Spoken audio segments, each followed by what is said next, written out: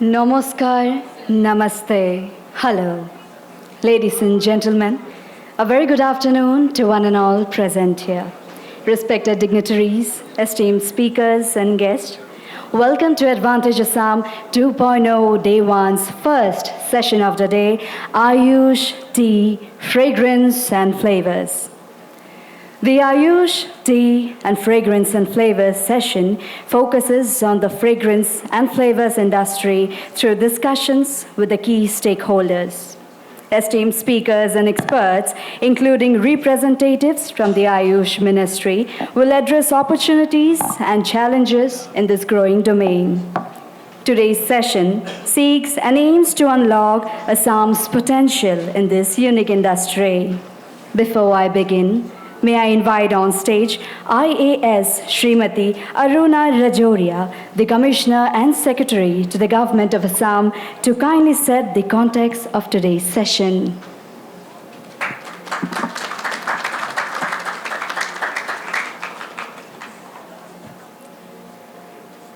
Good afternoon.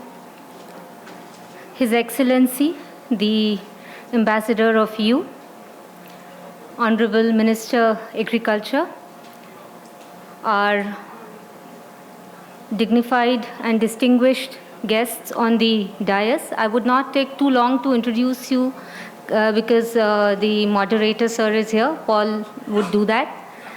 And my dear ladies and gentlemen, this is a very important session which has been kept as one of the beginning sessions after the plenary. And the very timing of keeping the session reflects the importance the government of Assam desires to give to this particular segment. The session is called Ayush, Tea, Flavors and Fragrances. When we talk about Ayush, we are talking about the traditional medicines, and it is my pleasure to inform that Assam has a huge variety of traditional medicines as well as a lot of knowledge about these traditional medicines, whether it be tulsi, whether it be turmeric, ginger. These are the regular names which anybody here knows. When we talk about tea, it has an old heritage of more than 200 years. And tea is now not just being drunk as a tea. There are too many flavors which are there. Infused teas are there which are even having medicinal properties. When we speak of flavors and fragrances, there are a lot of essential oils which are conducive to be produced by the agriculturists of Assam. And when we talk about the flavors, there are a lot of variety of traditional fruits and vegetables which are available, again having a lot of medicinal value. And the good thing about Assam is that it can actually herald a new green revolution, because this area is yet to be explored. There are a lot of new things and we are happy to have you here. And I believe we have been in consultation with you for a long time, so you also understand what are the essential things that are required to be done. And we agreed together that those are the things we will be able to do and move forward. This session is also important because it not just protects and preserves the original flavor and fragrances of the region, but also could generate a lot of potential for employment in this segment. It's a very niche segment, and therefore, without taking much of time, our respective speakers are here. They are the experts, not just in their field, but also in masters in the business of this particular activity. So I welcome you all again, sirs and ma'am, and hope to have a very interesting and interactive session. Thank you.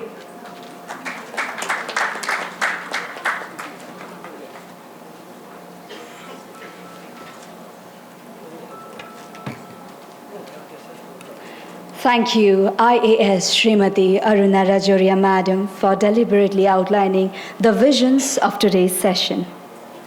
May I now request Honorable Minister Shri Otul Bora from the Ministry of Agriculture, Horticulture and Food Processing, Animal Husbandry and Veterinary, Urban Development Directorate, and Town and Country Planning Assam to kindly come forward and present the welcome note and address today's gathering.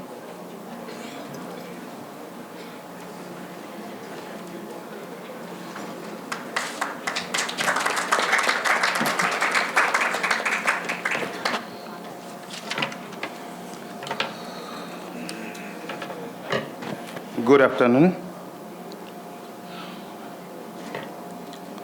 Honorable Ambassador of EU, H.E. Herb Dolphin, respected CEOs, presidents, and directors of various industries and business organizations from across the world, heads of various industry bodies, esteemed panelists of this session, respected dignitaries on the dais, Srimati Aruna Rajoria, Commissioner and Secretary, APC, Agriculture Department, Government of Assam, Mr. Narayan Kumar, Secretary, Government of Assam, respected delegates, Government of India,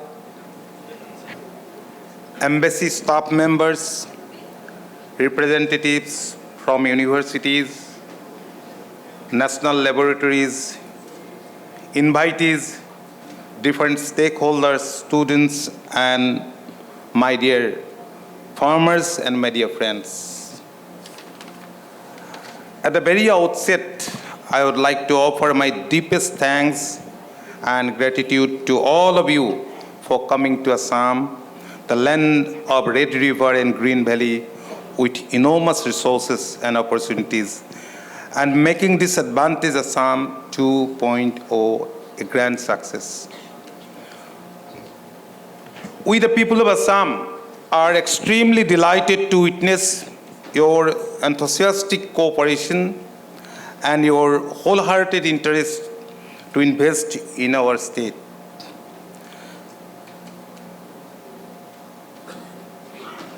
Advantage Assam 2.0, the two-day-long Global Investors Summit has created history. And for these holistic initiatives, I would like to offer my thanks to our Honorable Chief Minister, Dr. Himanta Biswa Sarma, the most dynamic, energetic, and popular leader of our state. All the guests present here will be happy to know that our Honorable Chief Minister is attaching great deal of importance to create an investment-friendly and comfortable climate for investors in Assam. Such a huge global investors summit was a big dream. It is a big dream for us, and the man who has fulfilled our dream is none other than our Honorable Prime Minister Shri Narendra Modi ji, the strongest Prime Minister of independent India. Ladies and gentlemen, this session of Advantage Assam 2 represents not just a formal launch of Ayush tea, flavors, and fragrance, but a shared commitment to innovation, excellence, and the future of this emerging sector as an engine of growth and prosperity for multiple industry sectors of Assam. With the emergence of globalization, economic integration among various nations has become a necessity. Assam, the largest state of the Northeast India, is not only the gateway to the Northeast, but to the Southeast Asia also. Strategically located, the Northeast is perfectly positioned for trans-border trade with its neighbors. Logic implies that after 23 odd years of the Lucas policy, where the stress was on trade and industry, the region should be a buzzing hub of industry and trade. But it has not happened as we had hoped. After coming into power, Honorable Prime Minister Shri Narendra Modi ji brushed aside 23 years of locust policy and ushered in the age of the action-oriented and outcome-based activist policy. Assam, which literally means a peerless land, is blessed with rich natural resources and favorable agroclimate conditions to cultivate different high-value crops. I am happy to inform you that Assam could export wicker works and agrarian products worth around rupees 4,000 crore in fiscal 2022-2023. According to the assessment of the Federation of Indian Export Organization, exports of wicker works and agrarian products from Assam will touch the rupees 10,000 crores, marked by 2026-27. According to EPEDA, in the past 7 years, exports from Assam have registered more than 85% growth. I'm feeling proud to state here that in the recent past, the participation of our educated youth, including women in agricultural production system and export-oriented business, has given a particular boost to agri-based economy of our state. Ladies and gentlemen, Assam tea, known globally for its strong body and golden color, steps into 200 years of its discovery in this region.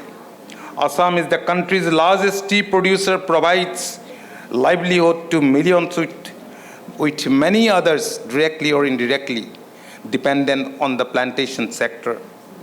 Assam now produces nearly 700 million kilograms of tea annually and accounts for around half of India's overall tea production. There are many indigenous medicinal and aromatic plants and herbs grown in our state and are not known to the vast world of phytochemical science and research. The active ingredients and potent phytochemicals with promising pharmacological properties present in those plants are yet to be explored. Hence, this sector presents huge resources waiting to be utilized, and opportunities exist in cultivation of medicinal plants and herbs with a means of industrialization. Different spices and aromatic plants like black pepper, lemongrass, citronella, and other herbs grown in Assam hold strong potential for the flavors and fragrance industry. Assam is home for agarwood, a highly valued aromatic wood which is integral part to Assam's cultural and economic landscape. The government of Assam had approved the Assam Agarwood Policy 2020 with an aim to streamline agarwood trade by simplifying procurement, processing, and sales, including exports. Friends, the government of Assam has given more trust to work towards developing efficient methods for production, processing, value addition, and marketing of different medicinal and aromatic products.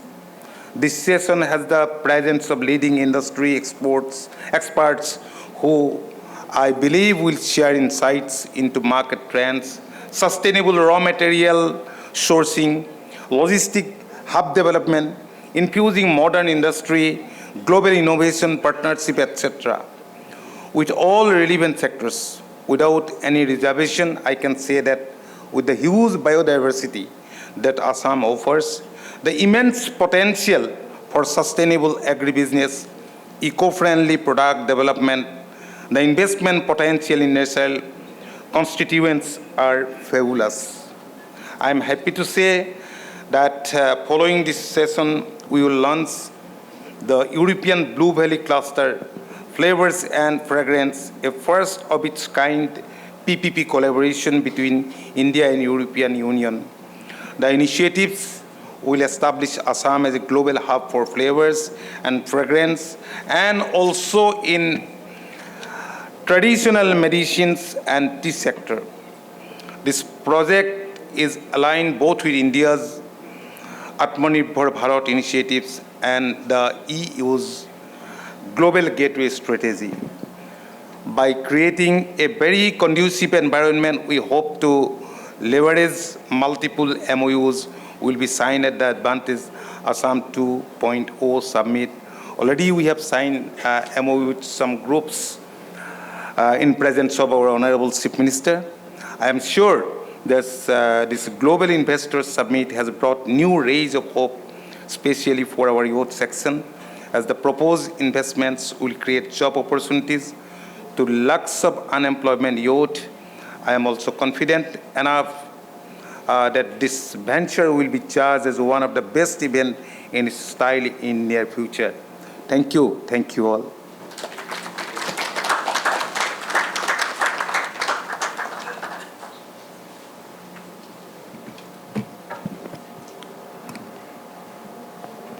Thank you, Honorable Minister Shri Atul Bora, for your warm greetings and inspiration manifesting for a brighter Assam. Ladies and gentlemen, in this prestigious session with the galaxy of intellects, we are honored to welcome His Excellency, respected Ambassador of the European Union to India and Bhutan, Mr. Javed Alfay, amongst us. A specialist in foreign policy and international relations, he was also the head of policy planning at the European Diplomatic Service and EEAS, where he served as the acting director of strategic communications and foresight. His Excellency, Mr. Dalfay, was awarded the title of Knight of the Legion of Honor, Légion d'honneur, the highest French national order in 2014. May I now request His Excellency, Ambassador Mr. Javed Alfay of the European Union to India and Bhutan to present the keynote address.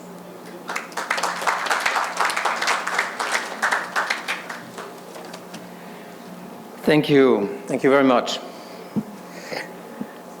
Thank you, Srimati Atul Bora ji. Shri. I say Shri.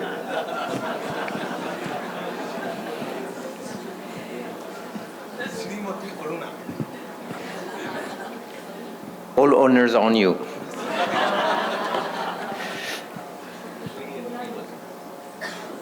I mean, I can see that this session is highly popular both in the room and on the podium, on the stage. Unfortunately, the gender balance is not there. But one lady or two ladies will compensate in quality. Minister, you made somehow my life easier because you almost said the key points that I wanted to share with you. But let me maybe highlight why Europe is on stage, why I'm on stage today. I mean, first and foremost, congratulations to the government of Assam and the Chief Minister for this impressive show of performance this morning. I think it shows how much, under the leadership of Prime Minister Modi ji, Assam actually is not Advantage Assam 2.0. As I realize, it's two Advantage Assam, because you have two advantages. Your people, impressive, resourceful people, and your natural endowment. These are two things that really stand out. And that talks to Europeans. Also, maybe not known, Assam, it's such a pristine environment, holds two biodiversity hotspots in the world. There are only 34, and two are in this country, in the Northeast. So how you can develop while preserving this incredible endowment is not only a challenge, it's actually an opportunity. It matters to Europe because we have been a long-standing partner in the northeast of India. Together with the EU member states, Team Europe, we have had over 23 projects in this part of India. We have been mostly investing in connectivity, in green energy, in anything that makes an impact in terms of green transition and digital transition. We support also the Brahmaputra River basin. We are also active in investment in biofuels. We are invested in management of aquatic ecosystems, just examples of the variety of activities we do. And of course, as I said, you have a fantastic ecosystem that needs to be preserved. And this is where I would say we connect. Europe attaches a great importance not only to the northeast of India, but also to the sustainable development of resources. But when we come to the topic of today, we can also, and this is the why, we are also an industry. There is an industry in Europe very well advanced in flavors and fragrances. There is a long-time European industry, science-driven, forward-looking, with high sectors, flagship sectors, committed to innovation with top brands and products. So of course, they are looking at the Northeast with interest. The second point is that in EU, we also have not only companies, we have a market. The market of fragrance in Europe, in beauty and personal care, just this, is about close to $20 billion US. And it covers perfumes, fragrance, and other items, with France, Germany, Spain, and Italy the leading in fragrance industry in Europe and around the world. So it's an interesting market for India and for the Northeast. The second is that European consumers are increasingly attached to authenticity, traceability, sustainability. And what you are trying to develop perfectly match these expectations of European consumers. So you describe aptly more than me, because I do not know so much about all the natural treasures of the Northeast in terms of Ayush medicinal plant. I come to learn when I met Minister Scindia a few months ago, we discussed about agar wood, and he said, this is worth more than gold. And I was surprised to hear about that. But here, indeed, agar wood need to be developed in a sustained way because the resource is shrinking. So how to make this an opportunity for living while preserving the resource, I think, is the key. You mentioned, Minister, discussions that are underway to develop a concept of Blue European Valley cluster in Assam. And what we call in Europe Blue Valleys, it's simply a concept that captures the idea of an ecosystem in a location where you bring all elements from the upstream, the sourcing, to the downstream, the manufacturing and shipping. And I think for this, it is really important that we discuss this in a way that offers opportunities for Assam, the producers, and Europe, the consumers. And of course, with fostering what I would call the matchmaking between business sectors on both sides. A word on how, on the quality first. I mentioned in Europe, we attach a lot of importance to traceability. We have regulations about, even a regulation on cosmetic regulation that basically is about labeling, packaging, traceability, source of origin. And when you have this, you also gain the trust of the consumers. So it's very important. It's not about just producing quality product, it's how you ensure traceability and quality of the traceability. We do also work here in India. We are negotiating not only a free trade agreement with India or investment agreement, but also an agreement on geographic indications. And this is very important for this industry, whether fragrance or flavor. Geographic indications is a way to authentify that the products originate from India, and for that matter, from Assam and this part of the world. So I think it's an element that is really key to the flavors and fragrances of Assam, so that they can reach global recognition. As it was mentioned this morning, the tea of Assam took 200 years to get world known, but I think we can cut short that time for other products of high value that come from Assam. For us, it's also important that fragrance and perfume industry meets the standards required to export to Europe. There is also organic certification, bioproduct, organic products, which is also important. It's not only about satisfying the consumer's expectations, it's also generate high value.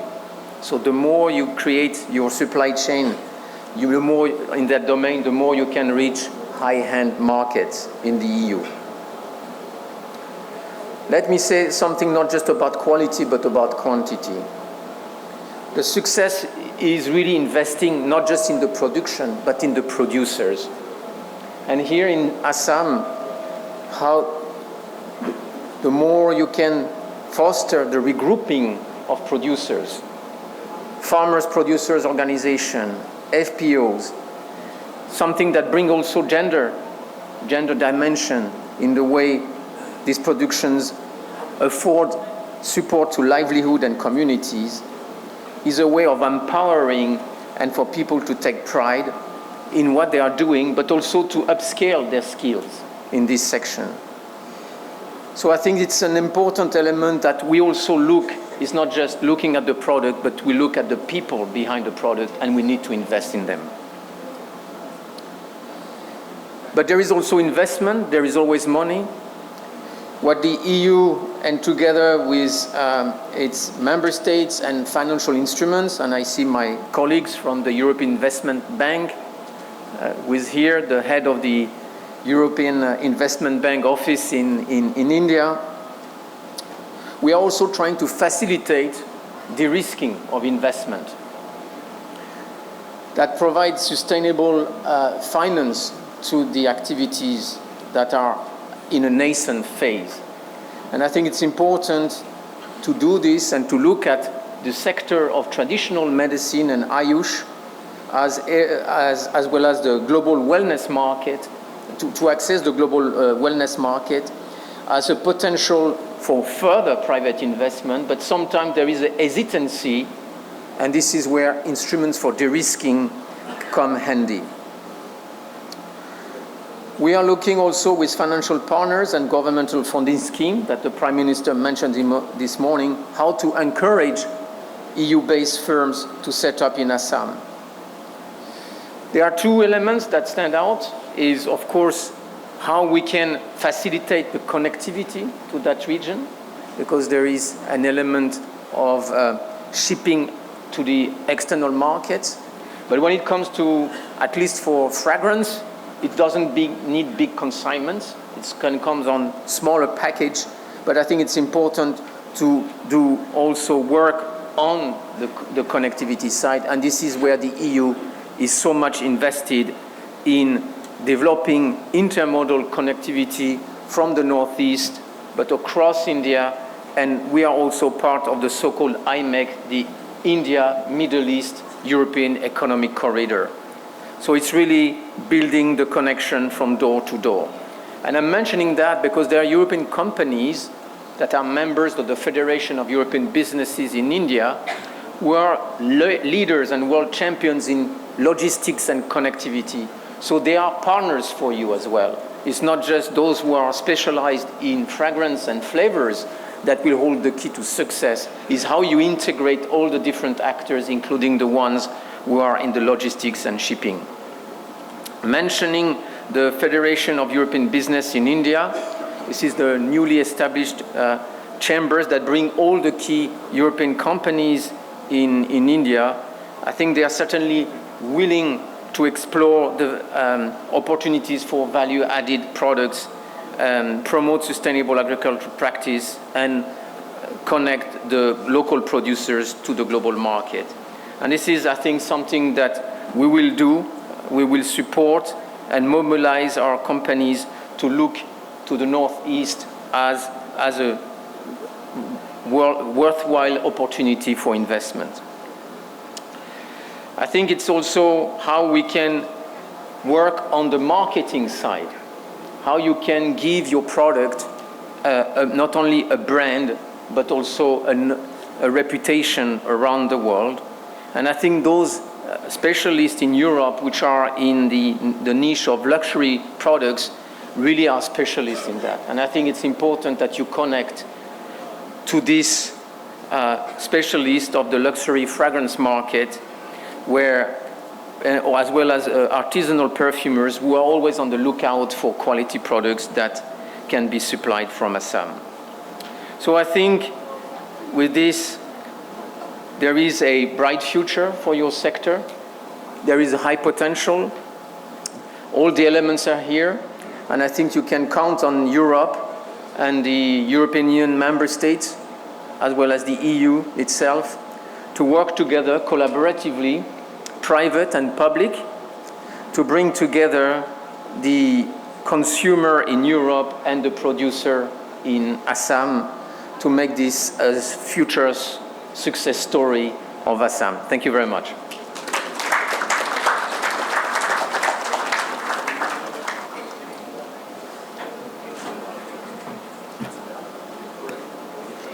I convey my heartfelt thanks to His Excellency, Ambassador Harvey Delphi, Ambassador of the European Union to India and Bhutan, for gracing us with his presence and for your unwavering support and love for the state of Assam.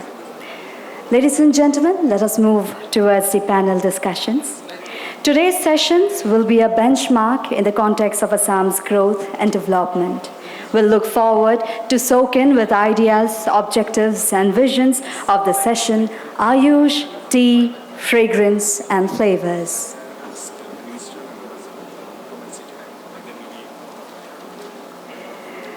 Before I would invite our moderator on stage, I would like to request our Honorable Minister and respected ambassadors to kindly take their seats. Before we begin with the panel discussion, may I request our Honorable Minister and respected Ambassador to kindly take their seats. Thank you. Ladies and gentlemen, as our panelists are already here on stage, yet I would like to take a moment of introducing to all of you our respected panelists.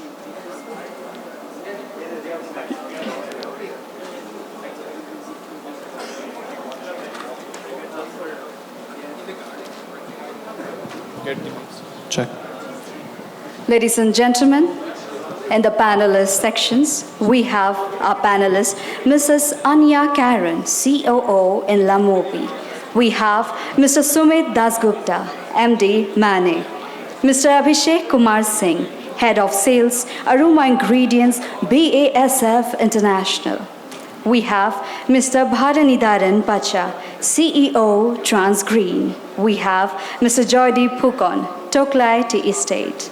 We have Dr. Bojin Ko, NCHU, Taiwan. And ladies and gentlemen, with a big round of applause, may I invite our moderator on stage, Mr. Paul V. Jensen, Managing Director, EBTC.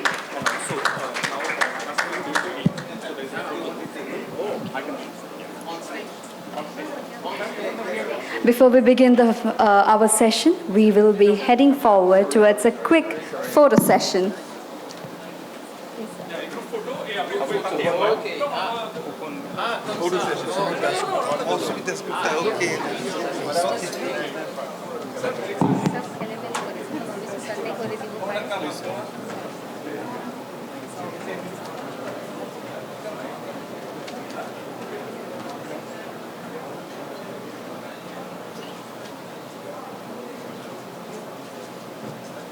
Okay, thank you. Thank you very much.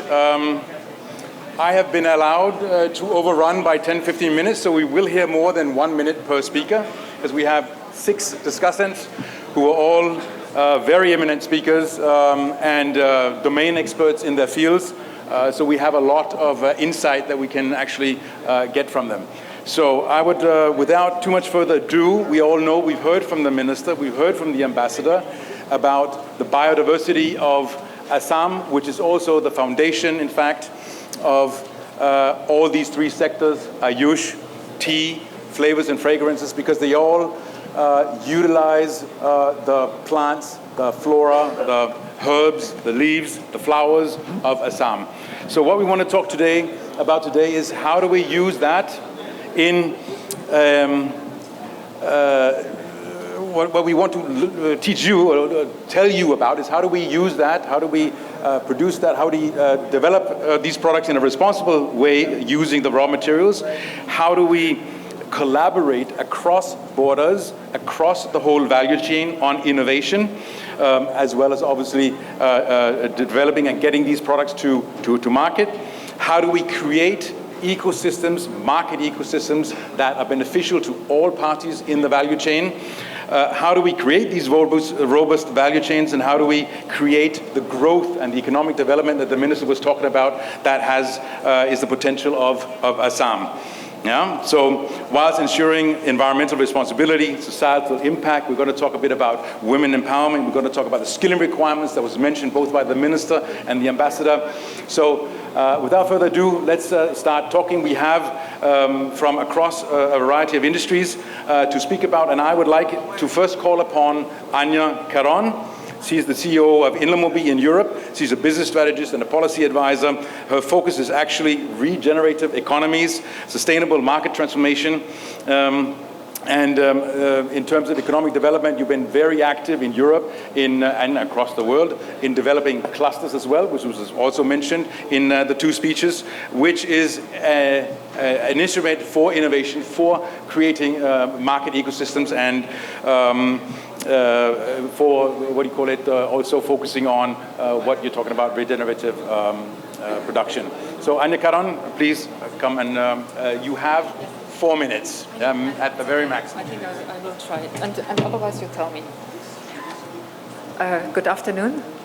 I'm extremely happy to be here, and I was here before, I was in Assam before, and this topic is a hard topic. Because when I was here before, it was exactly before COVID, and then I had to go back to Europe, but I couldn't go out of India, and I know how important it is to work for planetary health. And I think this topic here is more than just an investment topic. It is a planetary health topic, and I'm so happy that it starts in Assam, where I had this beautiful experience with highly skilled people and highly motivated people with a big heart. So the question finally is, in what future we will live and we would like to live. And from my point of view, we have here with this project a chance to create something really new and a new era for agribusiness, organic agribusiness, as I hope, and inclusive, regenerative, and globally cooperative. What is in our times a very difficult thing to get on the road. The European Blue Valley Cluster for Flavors and Fragrancy is a transformative partnership that will set new standards in Assam, new standards in India, and new standards in the world, not only in Europe. And I'm grateful to represent a little part of it and to be part of this journey.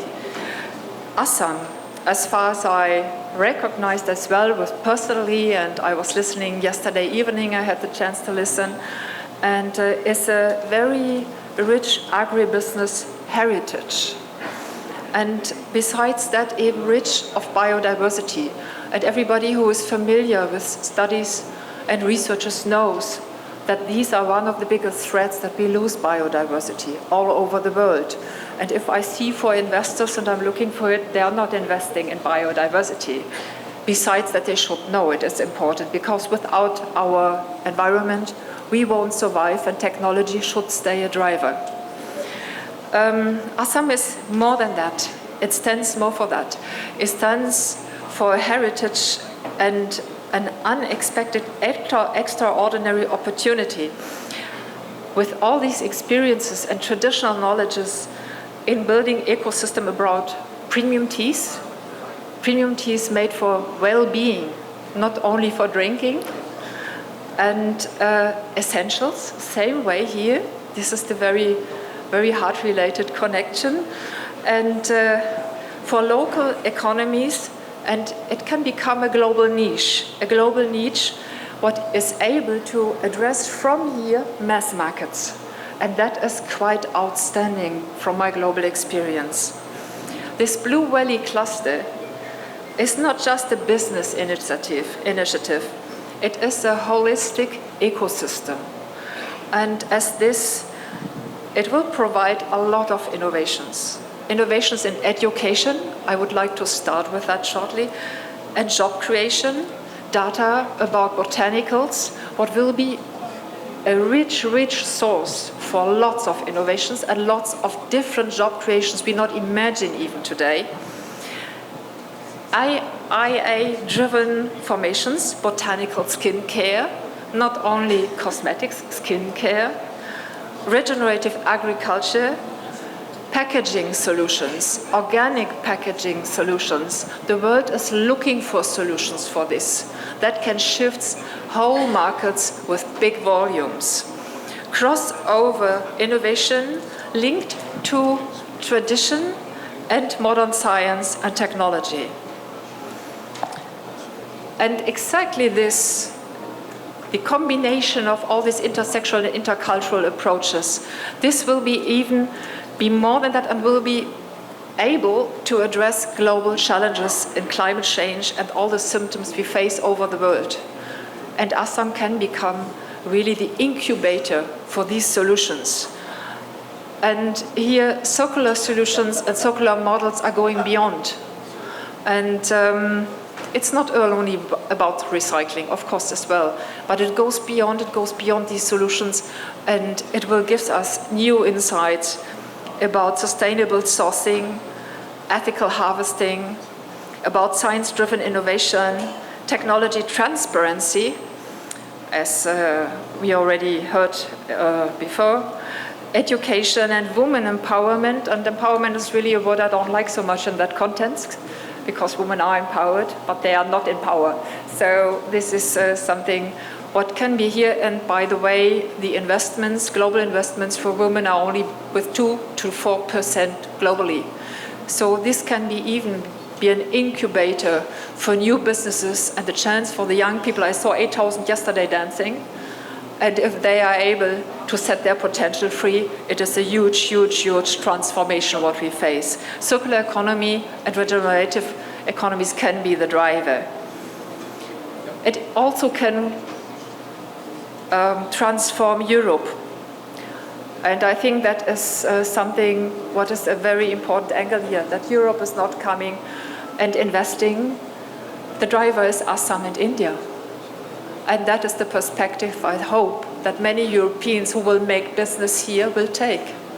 It is the eye-level perspective. And I hope very much that we find here for this wonderful project the right investors.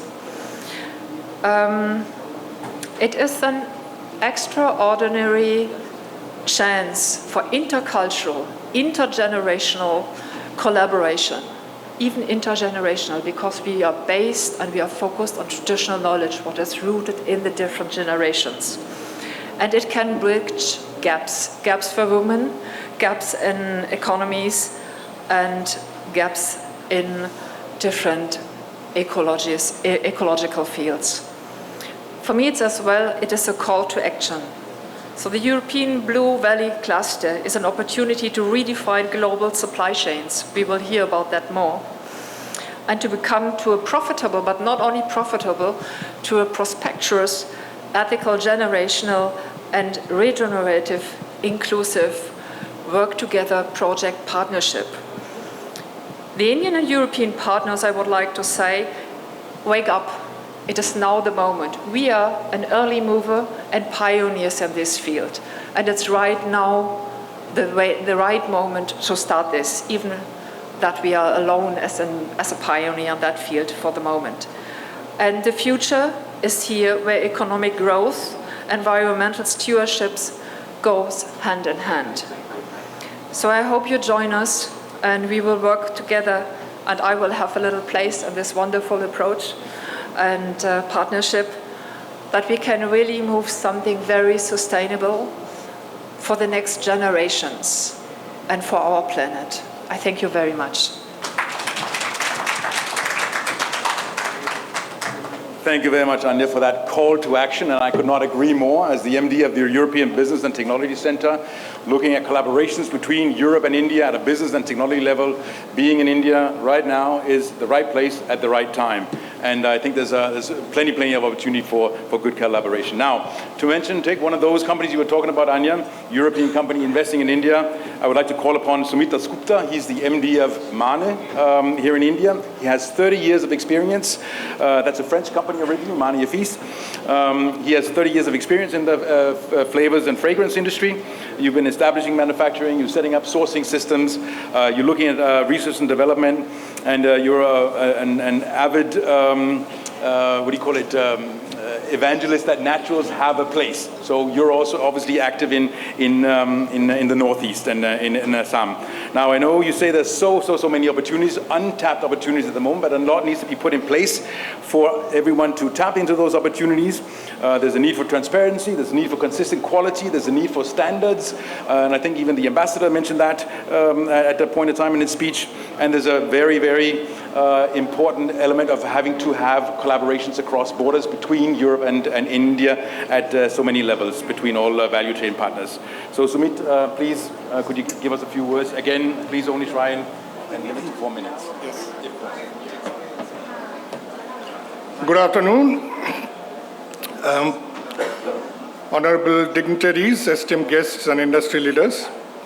It's a privilege to be here today at Advantage Assam, representing MAN India Private Limited, which is a fully owned subsidiary of Man Face. It's a French company, a global leader in fragrance and flavors. And we have around 150 years of heritage. Over the years, MAN India has evolved into a strategic sourcing hub, supplying high-quality raw materials to our global network. And with its rich biodiversity and agricultural resources, Northeast India has the potential to become an integral part of this supply chain. And MAN, biodiversity conservation is at the heart of our sustainable initiatives. In 2016, we signed the Business and Biodiversity Pledge at the United Nations Biodiversity Conference COP13, integrating biodiversity conservation into our sustainable development and responsible sourcing policies. Furthermore, we are also proud to be a member of the India Business and Biodiversity Initiative, making us the first natural food ingredients company in India to join this platform. Our commitment ensures that we preserve natural ecosystems while promoting ethical and sustainable ingredient sourcing, benefiting both the environment and local communities. The Northeast is a home to a wealth of aromatic plants, spices, and essential oils that are highly valued worldwide. Key opportunities include citronella and lemongrass oils, which are used extensively in perfumes, wellness, and aromatherapy. Ginger oil, a prized ingredient in food flavors and medicinal applications. Agarwood or wood, which is already a globally recognized luxury fragrance ingredients. We also have few unique and indigenous flavors Like we have Bhoj Jolokia, sought after for many premium spice blends. We have Kaji Nemu and Khasi Mandarin, offering distinctive citrus flavors for global beverage markets. We also have tea extracts from Assam, which is used in flavored teas, ready-to-drink beverages, and natural flavor formulations. So I believe that IIT Guwahati can play a crucial role in agricultural research, aroma compound extraction, and large-scale cultivation techniques to boost the production. Collaboration between industry and academia can drive value addition and global competitiveness. To truly capitalize on these opportunities, developing consistency, scalability, and better infrastructure will be the key. Strengthening supply chains and improving connectivity will further position the region as a major player in the global market. That's all from my side. Thank you very much. Thank you, Sumit. You were well within the 4 minutes. Thank you very, very much. We're catching up. We're catching up a bit here. And very glad to hear that you see the incredible potential that Assam has, both for research and development collaboration, for the skilling, and obviously being the source of a lot of good products for world markets and also the European market that the ambassador was talking about. I would like to call upon another European company who's also been in India for a long time, and also very active in the aroma, in the fragrance and flavor space. That is Mr. Abhishek Kumar Singh. He's the head of sales at BSF for the aroma sector. He's a chemical engineer with background, has some business management as well. And I think one of your statements is that naturals, all good. We're all about naturals, but it can coexist with synthetics. So we'd like to hear a bit more about that. And I know that you have a lot of initiatives on supply chains, creating sustainable supply chains, sustainable sourcing, and you also do a lot of innovation collaboration. I would specifically like to hear about how you use biotech to enhance the products that you're actually bringing to markets. Yeah, would that be okay? You are welcome to sit there and speak if you prefer that rather than standing. Okay.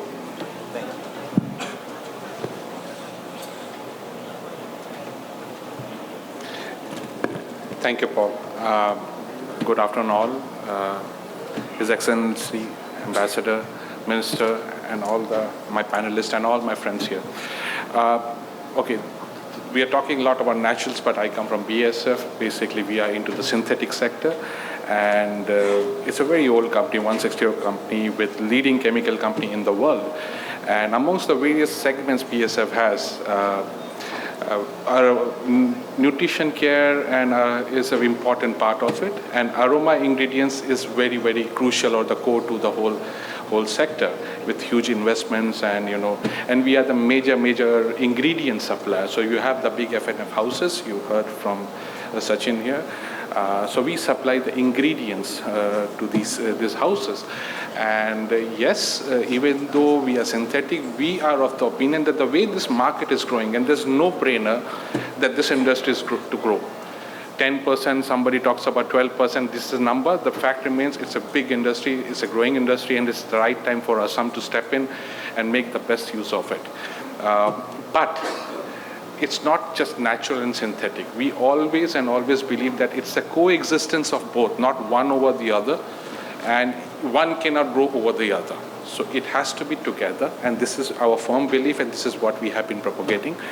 And yes, we are into major flavors, but I think Ambassador touched upon a very, very important point, and it's a message to everybody that sustainable sourcing and all the quality checks, if we are thinking about going for Europe or Middle East, huge amount of quality. These things has to be inculcated and made known to the people who will be coming into this industry.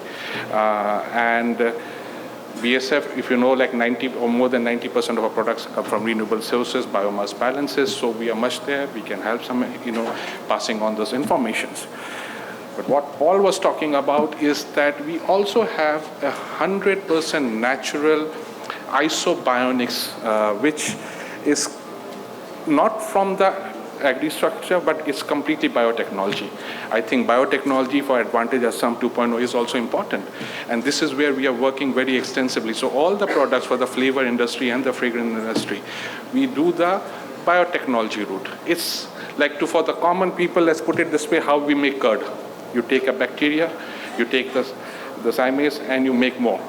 And it's 100% natural. We can coexist, we can collaborate. And here the collaboration plays a very, very important role, because these things are being produced in Europe, but we are serving to the local market, and the palette is very different. And here, a joint exercise between the locals here and the Europeans will help to get, understand the market and, to serve the market. So exciting space, exciting world. I think that Assam will have a great potential in this. We are there to support wherever possible. And yeah, we look forward to that. Thank you. Thank you, Abhishek, for echoing that Assam has the potential, and also for highlighting the biotech aspect, because that is also one element that's very important for the European Blue Valley cluster that we're thinking about, employing technologies like biotech, but also artificial intelligence and many other things. And that's why I would like to, everybody has mentioned about the sustainable supply chains, robust supply chains, how important they are. And that's why I would like to call upon Bharani Bhatta. He's the CEO of Transkeen Agro Tech and Logistics. And that's interesting for two points of view, because how do we deploy technology in agriculture, and how do we deploy technology also in logistics? And you have 30 years experience, Bharani, in the food industry, product innovation, business development, now supply chain and logistics. And you're using a lot of innovation in the supply chain. And if we imagine that this biodiversity we're talking about in Assam is very often very far-flung and hard to reach remote places, very difficult to transport some of these goods to production facilities. Some of them are perishable. It doesn't matter whether you're talking of raw materials for traditional medicine Ayush, or you're talking about tea, or you're talking about flavors and fragrances. Some of it is perishable. And how do we get that to the production facilities quickly and in good quality state for further processing, and then for further logistics, and move on to the markets? So Bharani, please, a few words. 3 minutes, 4 minutes? 4 minutes. Good afternoon, everybody. I know it's a very tough thing to sit post-lunch sessions, isn't it? It's the toughest for everybody. Either you're on your mobile or you're pretending to be awake and you're sleeping, right? It's a good lap time. I work for Transworld. Transworld is a parent company. It's a 45, 50-year-old logistic company based out of Dubai, and very proud to say our chairman won the Pravesh Bharati Purashkar Award a month ago and was awarded by the President of India. The sister concern of Transworld, the logistic company, is Transgreen, which deals with agri-tech and logistics. And they have 3 very critical steps that they follow. In simple terms, Transgreen focuses on harvest, create, and deliver. Harvest from the farms, where you sustainably source. You bring them to the factories, and you create products with them with innovation. And then you deliver through your world-class logistics systems. So this is going to be one of the unique companies which actually is integrating sourcing, manufacturing, and logistics, keeping in mind sustainability, innovation, and giving back to the society, right? So they work a lot with women health groups. They do a lot of work for women health groups in the villages and farms, etc. I just want to take a couple of minutes picking up from the expert comments made by Our Excellency, a couple of the eminent panel members. I think organizations are very predominantly moving towards not just a business. It's not only about sourcing and manufacturing. Very rightfully mentioned, it has to be marketable. It needs a geotagging. And I would probably face it in the following order. I would say, first and foremost, understand what's out there and not out there. Identify the gaps and see if you can innovate something. Look at how whatever you do as a business has a social impact. If it doesn't have a social impact, doesn't have a social cost, it probably is not business in today's world. Overlapping with sustainability, and ensure there is a GI tag always going with what you source and what you manufacture. I just want to share a couple of examples. I was in Gulf Food last week, the entire week. How many of you heard of a date cola? Do you know that Saudi Arabia is creating a date cola to throw cola out of Saudi Arabia? Isn't that GI? It is, right? So I heard ma'am mention about ginger and lemon, right? You heard of ginger ale? You heard of lemonade? Has anybody here thought of a gingerade, which is ginger and lemonade together, and use the GI of ginger and use the GI of the lemon here and create a gingerade and put a factory right here? Innovation, be out there how you can market it, look at your sustainable sourcing, look at how you can help the local farmers in the community, and make sure that you use transport and logistics to make sure all that is optimized. So I guess there are certain examples like this which you can always be innovative and creative. I'm not sure how many of you have seen this movie Pushpa. There's a gentleman with a big nice red tiki there. You know Pushpa? Right? Red sandals, right? Sandalwood. Why is sandalwood so popular? Why is red sandal so expensive? Apart from the perfume, it has a fantastic effect on your skin, not only in aromatherapy, but also for your cosmetology, right? It also has a calming effect on you. Why do they put it on the forehead? How many of you know South Indians have it on the forehead? It's the third eye. It cools you down, correct? So there is lots that we can learn through Ayush from our ancient scripts to see how ingredients, aromas, fragrances can align your chakras and can give you better wellness. Now quickly to what you wanted me to speak about. Transportation. I thought I'll wake the entire team up a little bit with a little away from the boring transportation and logistic talk, right? Assam is very diverse. You probably have pockets of goodness. You have pockets of orchids. To bring them all together and make them very viable requires a lot of what I would call as innovative approaches. You probably have to use technology. You probably have to spread down your mini pre-processing units and then probably source through drones, bring it to the individual hubs in these locations, probably do the preliminary prep there as the pre-processing and then move it to the major hub where the extractions can be done. So our organization is trying to work around that and to see how we can come back here and bring innovation, sourcing, creating, and delivering all together. Thank you. Have a lovely afternoon, and thanks for inviting me over. Thank you, Barani. Very, very inspiring. And thank you for mentioning drones. That could be a good solution for Assam and these sectors. We'll now focus a bit on, the next two speakers are very, very focused on tea. And I think obviously that's quite natural, celebrating 200 years of tea here in Assam. We saw the dance at Jumua yesterday. What a fantastic show. But now, for talking about tea, what I would like to invite Jodip Pukan. He's the Principal Officer and Secretary of the Tea Research Association, has a lifelong experience in the tea industry, in specifically research for tea. I saw on your website a lot of your focus areas on innovation. You specifically mentioned sustainability. You specifically mentioned technology use in the farming, and we'd like to hear something about that, and obviously also about international collaboration. How can we as Europe and India collaborate? Because as the ambassador mentioned, tea is also has a big market in Europe, has had for a long time, and obviously there's also innovation in the products itself. In consumer taste is changing. So it's not only black tea, it's also flavored teas. Aruna ma'am was talking about that earlier as well. So Jodip Pukan, would you please come here? I think there's a presentation. You have a few slides that you can show in 4 minutes. Okay, thank you. Yeah, thank you very much for inviting us. My name is Jodip Pukan. I represent the Toklai Tea Research Institute of the Tea Research Association. Toklai is one of the largest and the oldest tea research institute in the world. In fact, it's not in the country, in the world. In fact, if you see, we celebrated the 200 years of Assam tea industry. Parallelly, the research was started way back. It was unorganized in 1885, but formally the research was started in 1910, and from then onwards, it's been about 115 years. We had more or less laid the foundation of the Indian tea industry. We look after about 75% of the Indian tea production, all in 9 states. And we are headquartered in Jorhat in Assam, which is about 300 kilometers away from Guwahati.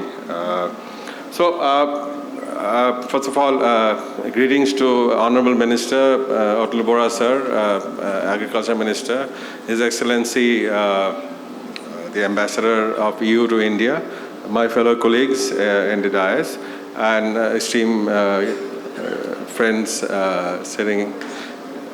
So I would like to basically dwell upon I think this is not running. Okay.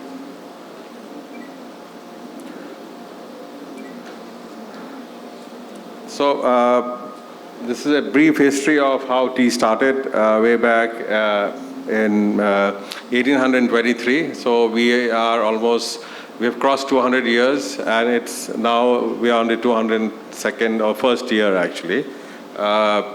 Then if you see the global share of Assam tea, Assam as a contiguous area, Assam produces about 12% of the total global tea production. It produces about 650 million kilos of tea. About 350,000 hectares of land is under tea cultivation. About 700,000 workers are directly employed in the industry, plus another million workers are indirectly working in the tea industry. So the economic significance, if you see on the financial side, the total turnover of the industry is in economic parlance. At one point of time, tea was one of the biggest foreign exchange earners till the 1970s.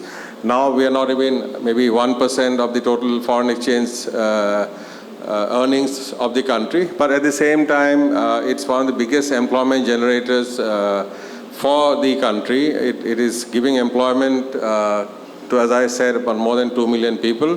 There's a lot of gender equity because almost 50% of the workforce are women workforce who are excellent tea pluckers, and the tea plucked by the women are drunk across the world. So it's in terms of the value of the industry, it's about $1 billion annually. And there is an ancillary industry which is there, which is the value is about 923 million USD. So the varieties of tea which the Assam produces are mainly the CTC tea, which is about 80% of the teas are produced in the country and consumed within the country. And incidentally, Toklai, our research institute, has been the inventor or the main principal organization which was instrumental in inventing the CTC technology. Earlier, what was happening when the orthodox tea was there, 1 kg of orthodox tea used to give us about 100 cups of tea. But with CTC, introduction of the CTC technology, you could prepare 300 cups plus. So the coverage or the cuppage increased, and then it has served well to serve the population of our country. And the second variety is the orthodox tea, which is basically, which is again protected under GI and mostly exported to countries in Germany, mostly in EU, UAE, Iran. So I would like to, many people may not know, but the Assam tea has got a tag which is associated with the UNESCO heritage, because you see there is a place in Germany called the East Frisia. East Frisia is known for their tea culture, and East Frisian tea has got a UNESCO heritage tag for their teas. So, and in that, the whole the structure of the way the UNESCO and intangible heritage has been given, Assam tea plays a prominent role in that. So, but now I would like to, since I'm taking the opportunity of the Honorable Ambassador being here in the room, this is going to affect maybe from this year onwards, because there are 2 regulations which have come in, which has been passed by the European Parliament. So one regulation which is coming in on May 2025, and the other regulation which is coming in on May 2026. So there are 3 compounds which are there, which are going to whose MRLs have been lowered by the European Union. And it has been lowered to the default value. So if the default value is there, then it directly affects 40 million kilos of high-end teas from Assam, which are orthodox teas and high-end CTC teas. So we have flagged this to the Department of Commerce, Government of India, when the European Commission is coming, I think, this week. So I'm just highlighting in front of the Honorable Ambassador also, if this could be looked into. Otherwise, there'll be a major loss for the exporters who are there. These are producer exporters from Assam. So if this could be looked into, in fact. So coming back, as I was telling you, the research at Toklai was started way back in 1911. This is one of our buildings, which is about 100 years old. This now acts as a guest house, heritage guest house in Jorhat. So the contribution of the research institute is like way back in 1910-11, the total production was about 120 million kilos. Now it has gone up to about nearly 1,400 million kilos.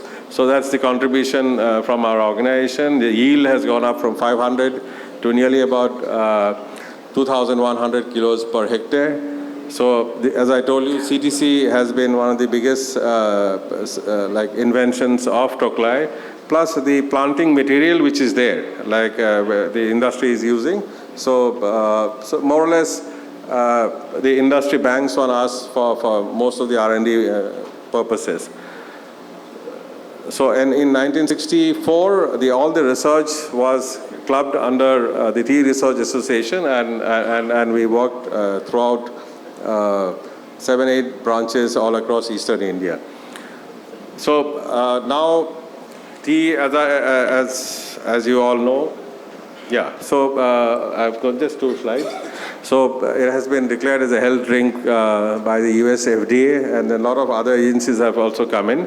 So there are some business cases which are there, so one is this thiaflavin extracts. So this extracts, for 2 kgs of green leaf, one can produce 10 grams of thiaflavin extracts. And 2 kgs of green leaf normally would fetch about 800 rupees or maybe 1,000 rupees. But like in terms of, if you extract it for thiaflavin, it gives you almost more than 2,000 rupees for 10 grams. So this has got a business case. People who want to invest in this extraction, we have the technology, it's patented, so we can come forward in sharing that. So there is the other technology is the decaf green tea. So this is basically on Assam tea. We have the technology again, like youngsters are going more on the green tea, decaffeinated green tea. So these are powders which are mimicking, which mimics more like the matcha tea.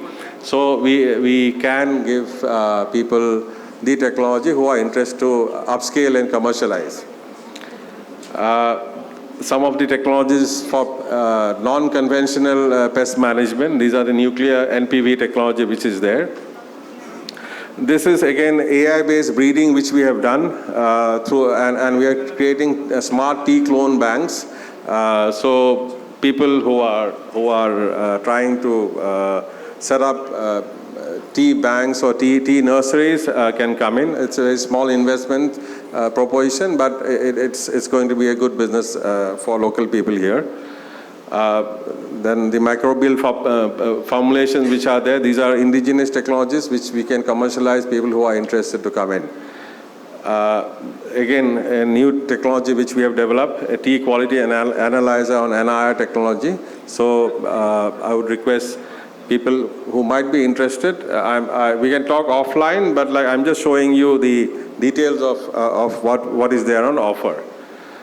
This is a rapid testing kit for pesticide detection and this thing. So that's it. So anything, you can just scan the code and my coordinates are there. I'd be most happy to connect offline. My colleagues are also here in the audience. Thank you.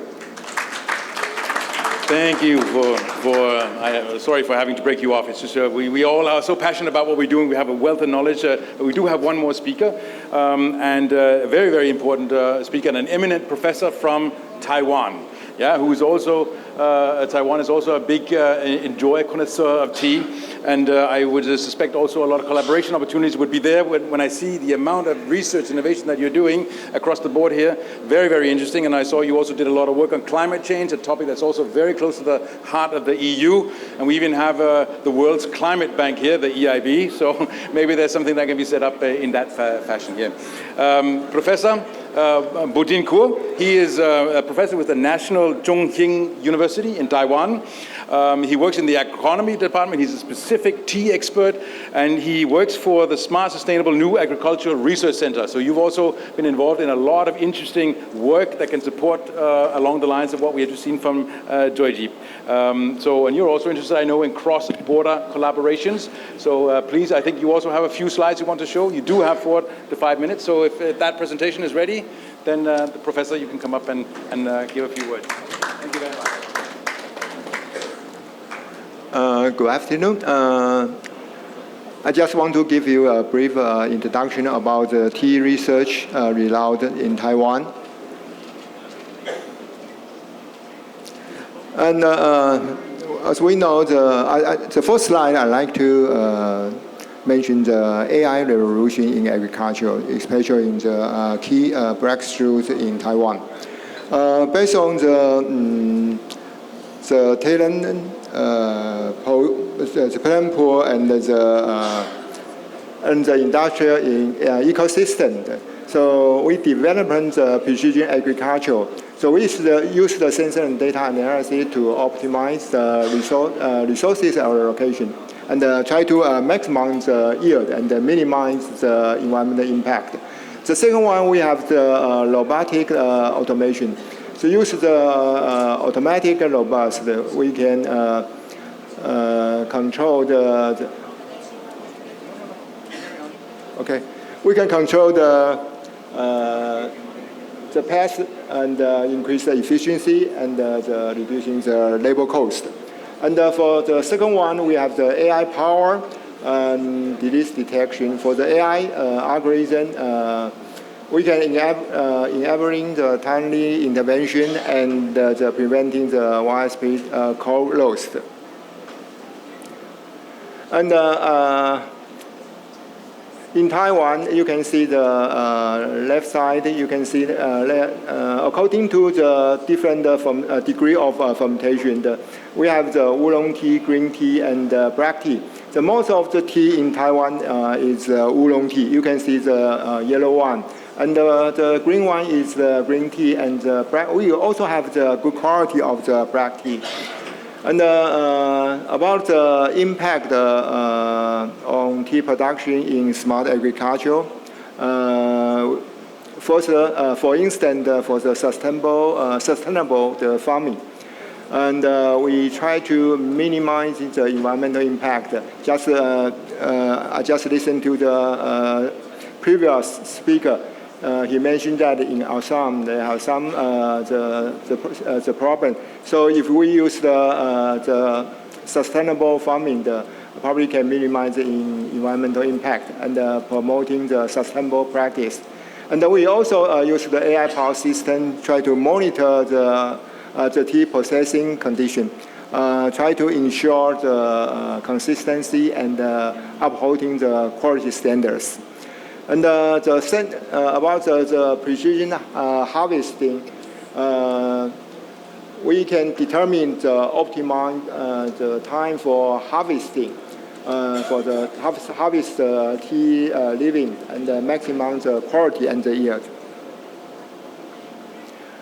We know that a lot of factors can affect the plant growth. For instance, the disease and the pest, fertilizer, soil, irrigation, meteorological.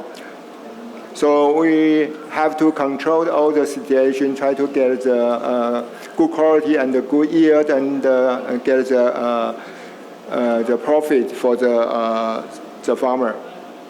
So we developed the decision-making system For this system, we can diagnose the symptom of the leaf of the crop. So we can recommend some diagnostic result to the farmer, so they can follow our instructions, try to improve the quality of their crop. And in summary, we based on our decision-making system, we have to collect the field information and try to get the information of soil and fertilizer, and we can diagnose the problem and we can get the result of diagnosis and recommend to the farmer.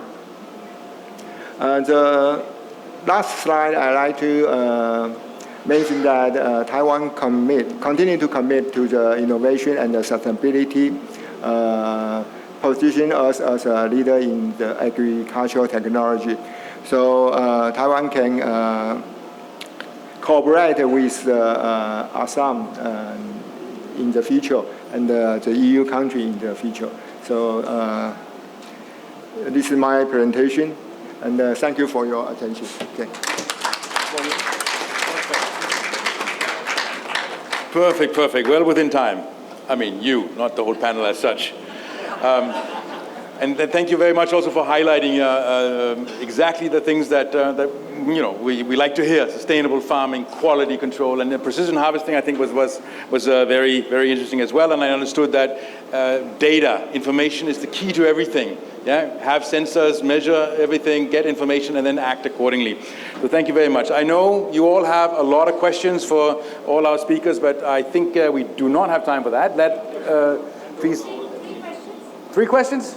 We do have? Okay. Wow. No overrun. Yes? I have a question, sir. You have a question. Okay. Okay. Okay, ladies first. So my question is on behalf of Federation of Organic Farmers. Okay.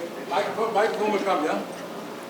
Promise it'll come to you next, I promise. Hi, good afternoon, everyone. I'm Akriti Vanchu. I work for an organization called Ayora Ecological Solutions. We work a lot on climate resilience, and as part of that, we are working with the small tea growers in Assam, and we're also promoting agroforestry of agar wood, so this session was very interesting for me. My question was regarding the tea industry itself. You know, all of us here know that tea industry in Assam is struggling right now, whether you look at big tea players or the small tea growers. The profit margins are reducing quite a bit, and it's becoming a problem. What can be done, one, on the climate side, on bringing in sustainability, but also ensuring that the industry can continue as it is, because we've heard how important it is for the state, both culturally, economically, and I think India would not survive if we didn't have Assam tea. So for anyone. Who would you like to ask the question to? Anyone who would like to take it, You're the obvious one, yeah. Yeah, I can come in, ma'am. No, precisely. You see, the some of the slides which we have shown is that, of course, tea has been a big pride for us in Assam and in India. But at the same time, the growth of production is becoming it's growing at a much faster rate than the consumption. So it is happening within the country, it is happening globally. So as a result, what is happening that it is very important, since the farmer has got into tea, he has to get a value either directly through the beverage or maybe through another source, through the product tea, where he can earn more actually. So that's why what we are saying, that the extracts and the other value-added products which are there, that's going to give him much more revenue in terms of the return. So ultimately, it's for the economic sustainability of the farmer actually.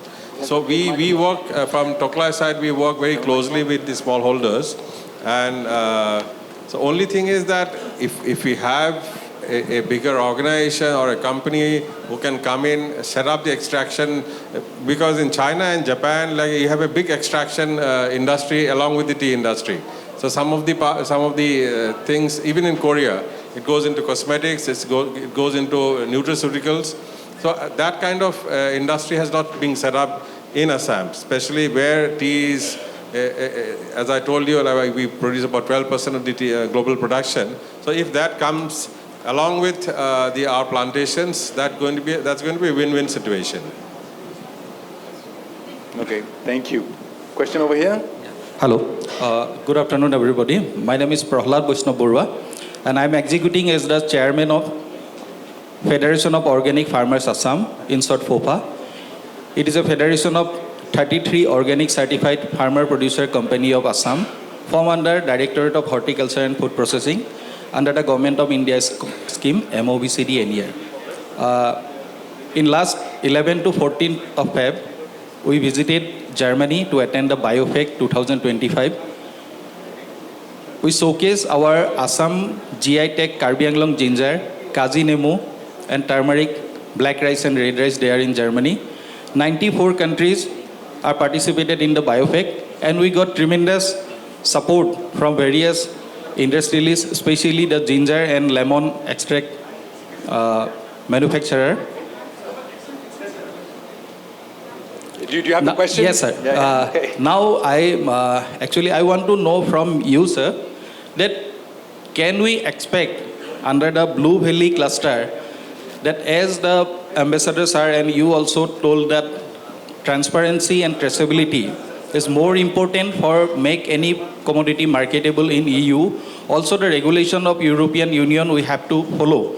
But in case of our product, if we want to go for manufactured item for EU norms, then we need an European standard lab in Assam. Also, the certification bodies office at Assam to mitigate the required taste and certification to promote our products in the European market. So, can we expect this kind of facilities and investment under the Blue Valley cluster in Assam? This is my first question. And second one is Blue Valley cluster is an inclusive program? Then our federation would like to join you to develop the transparency, traceability, logistic and packaging on behalf of your end. That is my question, and can we expect the answer from you or maybe madam or anyone from the panel? Thank you. Thank you. No, that's a wonderful, wonderful intervention because you hit the nail on the head of the cluster. That's exactly what it's all about. It's about to ensure growth, ensure inclusivity, ensure that, and to ensure growth, we need to be sure that we're on the same page. So you talk about transparency and standards and why some companies maybe not sourcing as much as they could in Assam because they're wary of the transparency. Maybe there's inconsistency in qualities. Maybe they do not meet standards. So the whole point of the cluster is exactly to focus on these ideas, put elements, initiatives, have investment in this space to ensure that this is taken care of, to enhance economic growth. So that is indeed what it's all about. And some of these companies here and a lot of other companies have shown interest from Europe in wanting to invest in this cluster because they want to engage with Assam. They want to work even more tightly with Assam. And that's the whole point of the cluster, to ensure that this engagement, this interaction, this discussion happens. To fill those gaps, somebody was talking about gaps, so there's skill gaps, there's technology gaps, there's a lot of gaps, but we can do that if we are together and work together to make it all happen. Yeah, done? Okay. I think we'll take it offline because I think this one. And I just have one more announcement. I want to do justice to the professor here from Taiwan. So he was talking about a lot of things that was going on in Taiwan. And in fact, India, Assam, and Taiwan are discussing, and a MOU is in progress in engaging on some of these technology elements. Unfortunately, it could not be so mature that we could sign it today, but it's in progress. I just wanted to add that to yours. Very good. So, I think it's over to MC now, no? MC. Okay. Yeah, please sit. Yeah.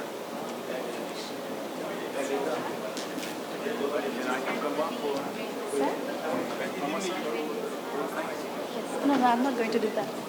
More. Yes, ma'am. Thank you very much for such an insightful session. We hope that Assam could serve as a palette of resources with hues of potentialities, displaying a pinpoint precision of excellency. Once again, I, on behalf of the people of Assam, welcome you to the land of culture, heritage, and resources, Assam, where dreamers weave reality. And once again, I would like to thank all our panelists, Mrs. Anya Karama, COO, Inla Mobi, Mr. Sumit Das Gupta, MD, Mane, Mr. Abhishek Kumar Singh, Head of Sales, Aroma Ingredients, BASF International, Mr. Bharanidharan Pacha, CEO, Transgreen, Mr. Joydeep Phukon, Toklai Tea Estate, Mr. Bo Jenko, NCHU, Taiwan. I would like to thank our moderator, Mr. Paul V. Jensen, Managing Director, EBTC. And here we have the honor of our Honorable Minister, Shri Otul Bora, and IAS Srimati Aruna Rajoria, presenting mementos as a token of gratitude, love, and respect for gracing us at this auspicious day at Advantage Assam 2.0, Day 1, at the session of Ayush, Tea, Fragrances, and Flavors. All done?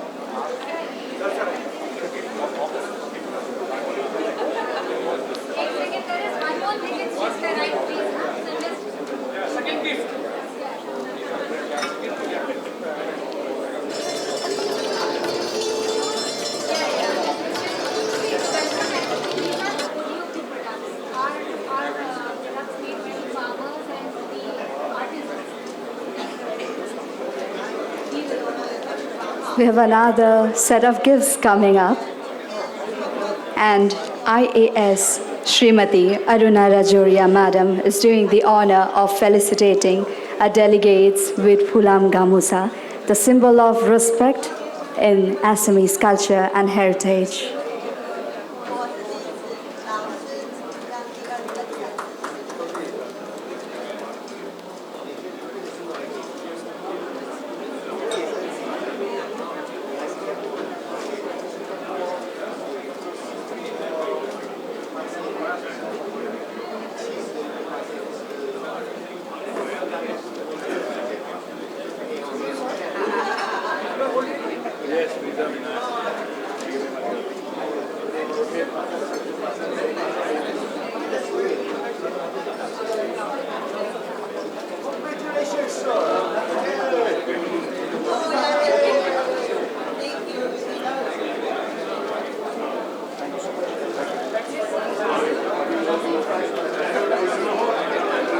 Thank you so much, respected dignitaries.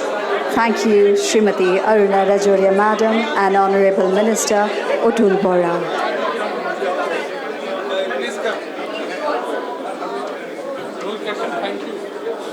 See, the thank yous are due only when you actually do something for Assam.